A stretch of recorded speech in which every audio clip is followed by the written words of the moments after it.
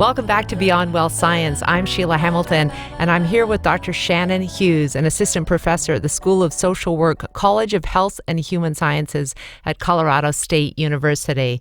Shannon was also involved in the Learning and Self-Development Collaborative, where she was a principal investigator.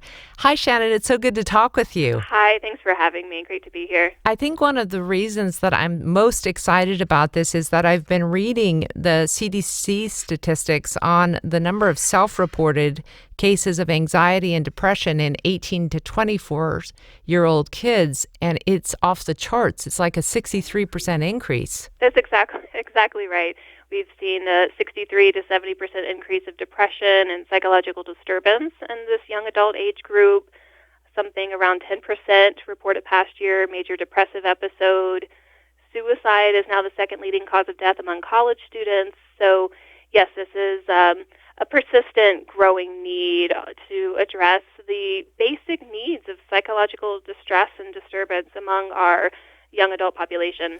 So how willing were these kids to actually participate in something where the focus was going to be shined so much on their psychological state? We found a great need, actually, for it, and a great desire to engage in alternatives, in something different. And in fact, before we started the program, we conducted focus groups with young adults in our community on their prior experiences seeking help for mental health care and what it is they're looking for. And we were hearing over and over that young people have a preference for sustainable, holistic options for improving their lives over this symptom-based model of care that's just about how do we make you feel better in this moment so that you can get back to school or to work. They were really reporting a desire for something real, which is kind of hard to pin down what is real in your life or in the world. But yeah. They were reporting a preference for, we were wanting something that reflects the depth and complexity of our lives and this social, political world that we live in. And they expressed frustration for one-size-fits-all solutions, whether it's prescribed medication or mindfulness. Interestingly, some of our young people are frustrated by going to counselors who, in their words, are pushing mindfulness on them. So whichever, on whatever extreme of the spectrum, they were really wanting something more holistic, sustainable, and focused on their whole lives, and not just one symptom or the acute problem that's in front of them right now. Boy, so it sounds like those young people are way more sophisticated than I was at that age. I love that. I know they are. And so, when we put a package of services together, really trying to reflect something that could be real and sustainable and holistic, and to acknowledge the different interconnections between mind and body and their outside relationships, we found young people were eager and willing to engage in that. And over our 4-month program, we had very high completion rates and very high participation rates for the level of commitment that we are asking for young people. So you had 26 young adults, and then you had a comparison group of 13 young adults. Give us a little bit of description about the 26 who participated. Sure. All of the young adults in this study were experiencing moderate to severe levels of depression and anxiety, clinical levels that would require some treatment of some kind. The difference was that the young adults who came into the program group were not currently taking a prescribed medication, and the young adults, the 13 who were in our comparison group, were assigned to the comparison group because they were currently taking a medication like an antidepressant on a daily basis, seeing a psychiatrist, and in most cases also seeing a therapist. So we instructed those young adults to continue doing their usual care. That would be very typical for what you would see in community-based mental health care. Right. And these other young adults that had similar levels of distress, many of them had tried medications in the past. Most of them had. Most of them had also been diagnosed in their teenage years with major depressive disorder, anxiety disorder, among other diagnoses.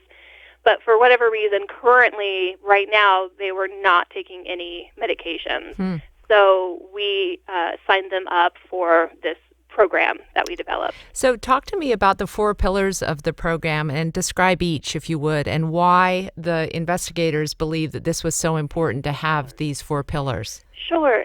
Our program, we started this program with a question in our minds. What did we believe really mattered to mental health? What really matters to our mental health care?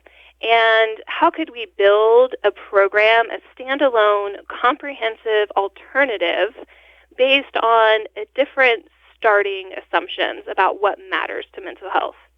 So we believed that what really matters are things like connection, belonging, feeling listened to and validated, self-exploration, caring for our bodies, building trust with yourself to be the expert of your experience. So we decided that we could piece together a package of services that based on these foundational assumptions about what matters. And so the first pillar was coaching from a naturopathic doctor on nutrition, diet, sleep, lifestyle adjustments that can impact mood. And we had a provider, industry provider, provide a supply of high-quality multivitamins and fish oil. Wow. As just a baseline nutritional sort of balance. And so young adults were seeing our naturopathic doctor on a monthly basis, just getting coaching, setting goals for their lives, experimenting with their diet, and reflecting on how what they're doing is impacting their mood and mental health. Great. The second pillar was a weekly groups in a non-clinical setting, non-professional, non-clinical setting.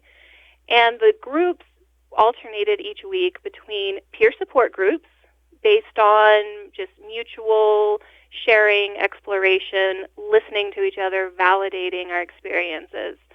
And between peer support groups, we also did these educational sessions. And the educational sessions were not what you would find in most conventional mental health settings. So we developed a series of curricular modules for this age group, and we call it our consciousness-raising education. Wow. Because so many people, so many young people especially, have likely only ever heard one story of their distress, so that they have, major depressive disorder, anxiety disorder, panic disorder, and so on. So we thought to do things really differently, we thought that an essential piece for doing something different would require raising our consciousness to consider our pain in a much larger context. Yeah, wow.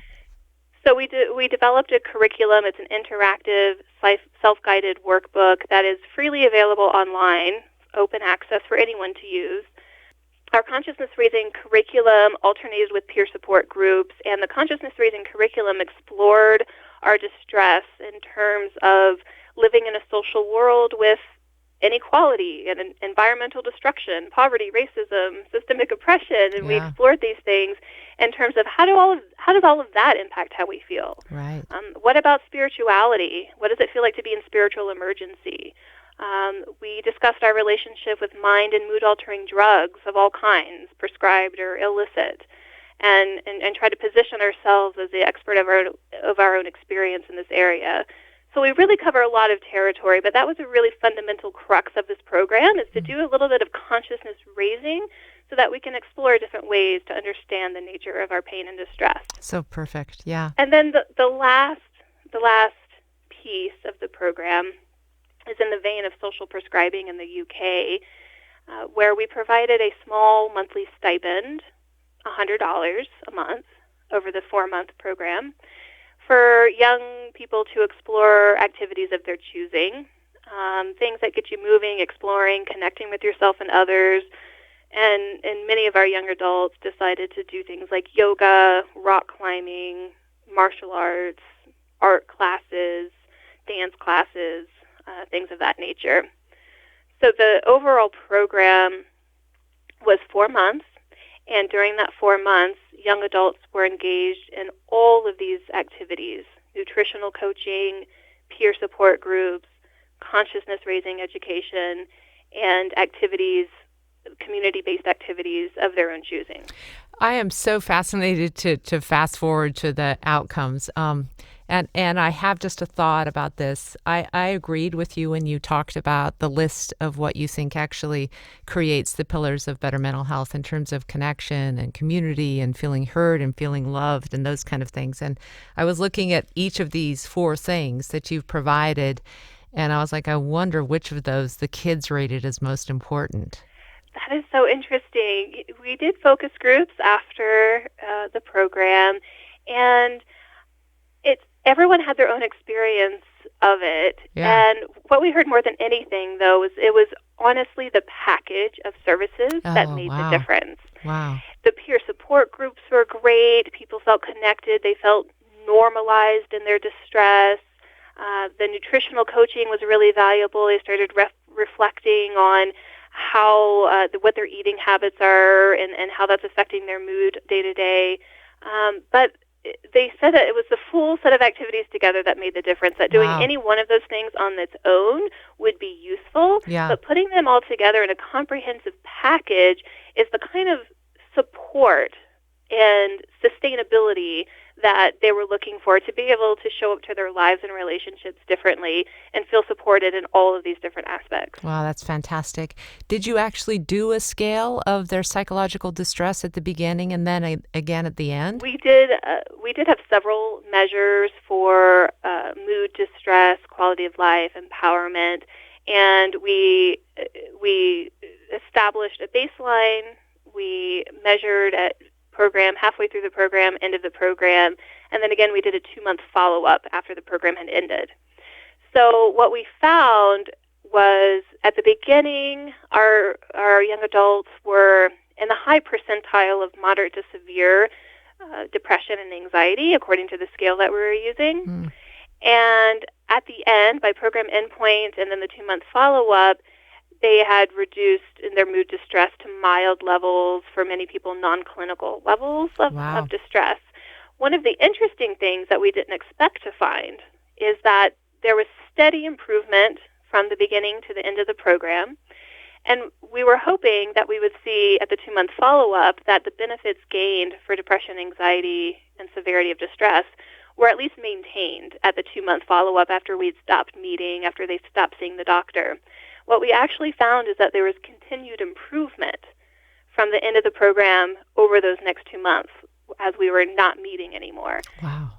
That was really surprising for us. There was substantial continued improvement over those 2 months, and we asked our young adults, what was going on and how was this impacting them, and most of them described how they were showing up to their life differently, how they were making choices differently, how they were listening and showing up to their friendships and relationships with family members differently, how they were eliminating toxic relationships from their lives, how they were getting out of the house more because they've gotten into a routine of doing yoga or doing outdoor activities. So we saw the sustainability of this approach, and then we saw how it was being integrated into their lives in a way where even after we stopped meeting, they were still finding benefits and still improving on all of these outcomes. Oh, Shannon, I can't tell you how exciting this is, because I probably get asked, if not once a week, twice a week, about a camp or an outdoor school, or where can I send my kid away because they're suffering so much and I'm so afraid that they might attempt suicide. And so hearing about even just a format that allows kids to go deep within themselves to get these resources and then be able to graduate and get better is so heartening. It's incredible. It is. Thank you. We're really excited. This, of course, was a pilot delivery with a small group of young adults, but what's exciting about this is that it's so easily scalable. It's so cost-effective. Over the 4-month program, we spent less than $1,500 per person in direct service costs. Wow. It is cost-effective, viable alternative that could be scaled up. And over the long term, this work for us is about shifting trajectories of young people away from the medicalization of distress and that merry-go-round of chronic reliance on psychotropic drugs that often starts in adolescence and young adulthood. Yes, it does. Yeah. Can you scale it if other people are interested in attempting to try to either, collaborate with you or do their own version of this program? Is this open sourced? Yes, it is open source, and we would love to work with people to replicate this program. So much of what we offered were just based on resources that are available in most communities. We partnered with a naturopathic doctor. We did a little bit of reading and training on peer support values. How do you hold peer support space? And this consciousness-raising curriculum we developed is intended to be self-guided, that individuals can download this curriculum and explore on their own time, or it could be used to facilitate groups. So with just a little bit of preparation, of consciousness raising of your own team of people about wanting to do something fundamentally differently, with just a little bit of preparation and work on the front end, I think this is easily replicated, and we would be happy to partner with anybody on what we've learned and how we went about providing this alternative. Dr. Shannon Hughes, what a fascinating interview, and I'm so happy we got the time today. Do you have anything else you want to add just about the program or your takeaways from it? There's so much we learned and so many hopeful, optimistic things that I got out of being able to facilitate this process. But we really felt it essential to incorporate this sense of agency and activism into our curriculum and into our program. And so one of the real keys that philosophically we all brought to this program is that our liberation is bound, our healing is bound. We're not in this alone. We can walk this together. And in that, we might find the connection, purpose, and belonging that we long for. And I think that's the space that we showed up to and held for young adults. And it was just a philosophy and a mindset that kind of carried this project forward. And we hope that it's something that reflects a broader shift that's happening in our mental health system. Oh, Dr. Hughes, I'm so glad we got to spend the time today. Thank you so much. And if you liked this conversation, if you want more information, you can click on the link now at the Foundation for Excellence in Mental Health Care. Shannon, thanks again for spending your time with us today. Thanks so much for having me.